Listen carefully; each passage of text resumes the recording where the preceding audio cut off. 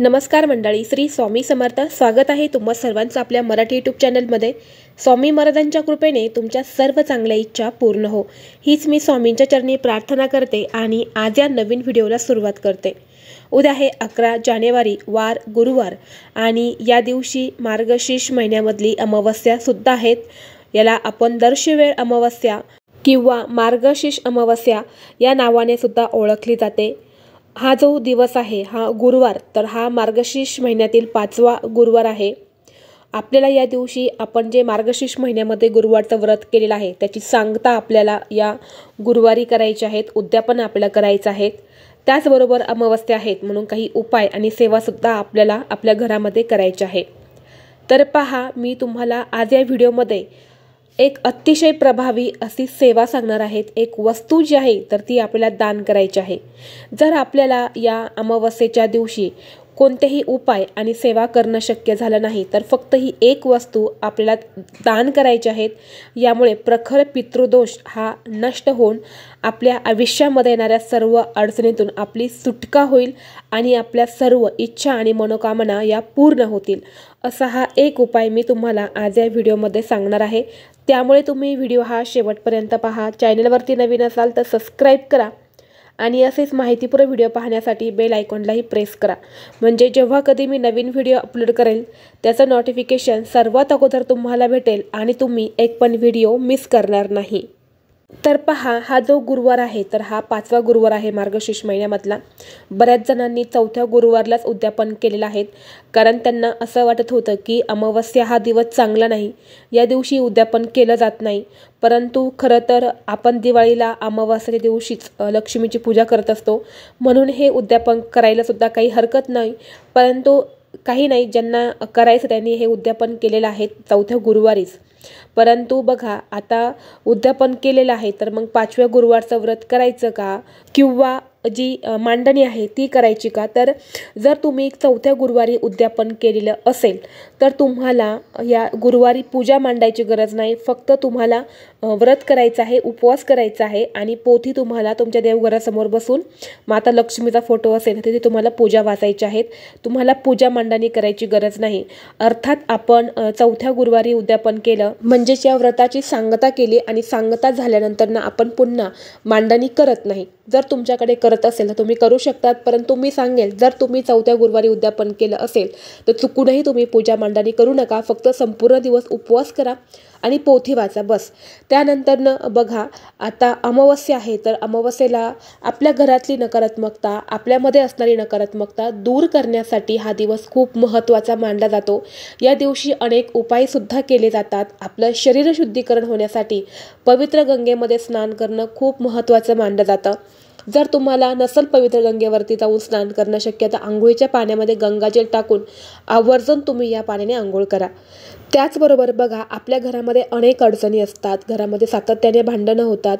मुलांचे आणि वडिलांचे भांडणं होत असतात, आईचे आणि मुलांचे होत असतात, नवरा बायकोची भांडणं असतात.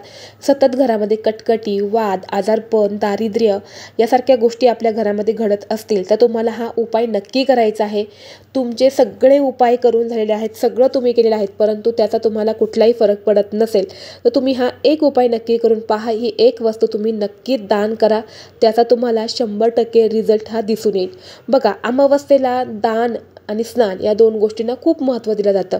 सांगितल्याप्रमाणे आपण स्नान तर करणारच आहे, परंतु आपल्या दिवशी दानसुद्धा करायचं आहे. हे दान का करायचं आहे? कारण आपल्या घरामध्ये जर पितृदोष असेल, आपल्या घराला पितृदोष लागलेला असेल तर यासारख्या समस्या ज्या आहेत त्या आपल्या घरामध्ये येत असतात. जसे की तुम्हाला मी आत्ता सांगितलं की कटकट, भांडणं, मतभेद, कलह, आजारपण यासारख्या गोष्टी आपल्या घरामध्ये घडत असतात. आणि या गोष्टी दूर करण्यासाठी आपण बऱ्याच वेळा भरपूर सेवा करतो आणि उपायसुद्धा करतो, परंतु त्यातून आपल्याला कुठलाही फरक पडत नसेल तर तुम्ही ही एक वस्तू नक्की दान करून पहा, नक्कीच तुम्हाला याचा फरक पडेल. तर बघा, तुम्हाला कोणती वस्तू दान करायची आहे तर तुम्हाला काय करायचं आहे, आपल्या घरामध्ये डाळीचं, गव्हाचं किंवा बाजरीचं, ज्वारीचं जे पीठ असेल ना ते पीठ तुम्हाला घ्यायचं आहे.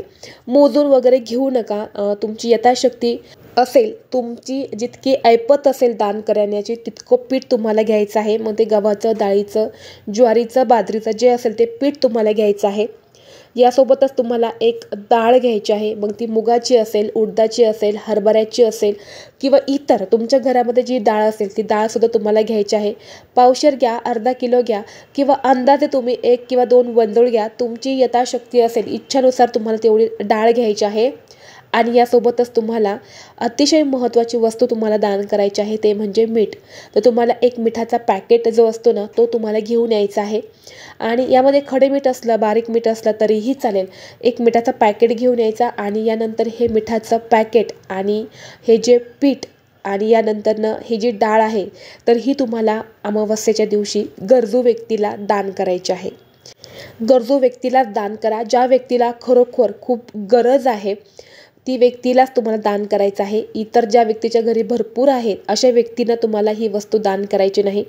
त्याचबरोबर या दिवशी तुम्हाला इतर कुठल्या गोष्टी शक्य झालं देणं तर आवर्जून त्या पण तुम्ही देऊ शकतात. बघा, जर तुमच्याकडे एखादं ब्लँकेट असेल तर ते ब्लँकेटसुद्धा तुम्ही दान म्हणून देऊ शकतात. कपडेसुद्धा तुम्ही गरजू व्यक्तीला दान म्हणून देऊ शकतात.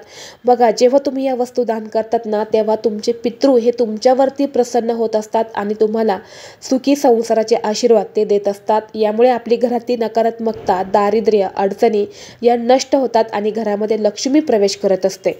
यामुळे आपल्याला या वस्तू दान करायच्या आहे. जर आपल्या घरामध्ये मासिक धर्म असेल तर ती व्यक्ती सोडून इतर व्यक्तीने हे दान केलं तरीही चालेल किंवा त्या व्यक्तीने ही वस्तू दान केली तरीसुद्धा चालेल. काहीही हरकत नाही. आपण फक्त आपल्या मनातून आपल्याला चांगल्या हेतूने, चांगल्या विचाराने ही वस्तू दान करायची आहे. मनामध्ये कुठेही कपटीपणा न ठेवता आपल्याला या वस्तू अगदी आनंदाने दान करायची आहे. त्याचं फळ जे आहे ते निश्चित आपल्याला मिळत असतं. जेव्हा आपण या वस्तू दान करतो त्याचं पुण्य आपल्या मुलांना, आपल्या पतीलासुद्धा मिळत असतं. यामुळे त्यांचीसुद्धा प्रगती होत असते. तर बघा, तुम्हाला उद्या कोणत्या उपाय करणं शक्य झालं नाही, काही सेवा करणं शक्य झालं नाही, तर हा एक वस्तू तुम्ही नक्की दान करा. जर तुम्हाला हा व्हिडिओ आवडला तर व्हिडिओला लाईक करा. चॅनलवरती नवीन असाल तर सबस्क्राईब करा आणि असेच माहितीपूर्ण व्हिडिओ पाहण्यासाठी बेल आयकॉनलाही प्रेस करा. चला तर मग भेटू असंच पुढल्या एका नवीन व्हिडिओमध्ये. तोपर्यंत सर्वांना श्री स्वामी समर्थ.